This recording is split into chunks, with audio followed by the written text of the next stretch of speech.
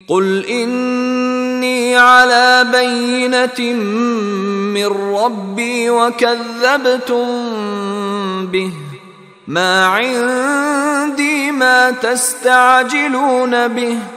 ان الحکم الا للہ یقص الحق وهو خیر الفاصلین۔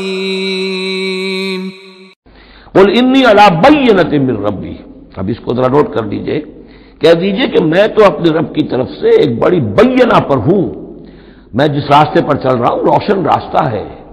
میں اس کا باطن بھی جانتا ہوں، اس کی حقیقت بھی مجھ پر منکشف ہے۔ اور یہ بینہ اصل میں کیا ہے، یہ جا کر آگے سورہ ہود میں یہ بات زیادہ کھلے گی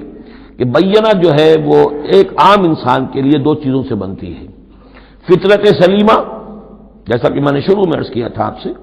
فطرت سلیمہ، عقل سلیم، اس سے انسان ایک حد تک آ گیا، پھر اللہ کی وحی جو آئی اس نے تصدیق کر دی، یہ بینہ بن گیا۔ اب اسی معنی میں پھر رسول اور پھر اللہ کی وحی مل کر بینہ بن جاتے ہیں، وہ لوگوں کے حق میں بینہ، اور خود اپنے حق میں بینہ کیا ہے، آپ کی اپنی فطرت سلیمہ، عقل سلیم، اور اس پر پھر وحی کی توثیق، وحی نے آ کر ان کو اجاگر کر دیا، ان حقائق کو جن تک آپ اپنی عقل سلیم اور فطرت سلیمہ کی رہنمائی میں پہنچ چکے تھے۔ قل انی علی بینۃ من ربی، کہہ دیجئے میں کوئی اندھیرے میں ٹامک ٹوئیاں نہیں مار رہا ہوں، تم جو مجھ سے مطالبے کر رہے ہو، مجھ پر دباؤ ڈال رہے ہو،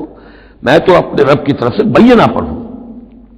وکذبتم بہ، تم نے اسے جھٹلا دیا ہے، ما عندی ما تستعجلون بہ، میرے پاس وہ شے موجود نہیں ہے جس کی تم جلدی مچا رہے ہو۔ وہ جلدی مچاتے تھے، لے آئیے عذاب، بہت سن چکے ہم، کان پک گئے سن سن کر ہمارے، عذاب آئے گا عذاب آئے گا عذاب، کہاں ہے وہ عذاب، کہاں رکا ہوا ہے، 10 برس ہو گئے، میرے پاس نہیں ہے، میرے اختیار میں نہیں ہے۔ وہ عذاب بھی آئے گا، اللہ کے فیصلے سے آئے گا، جب وہ چاہے گا آئے گا۔ ما عندی ما تستعجلون بہ، جس چیز کی تم جلدی مچا رہے ہو وہ میرے اختیار میں نہیں ہے۔ ان الحکم الا للہ، فیصلے کا اختیار کلیتاً اللہ کے ہاتھ میں ہے۔ یقص الحق، وہ حق بات بیان کر دیتا ہے، وہ خیر الفاصلین، اور وہ سب سے اچھا فیصلہ کرنے والا ہے۔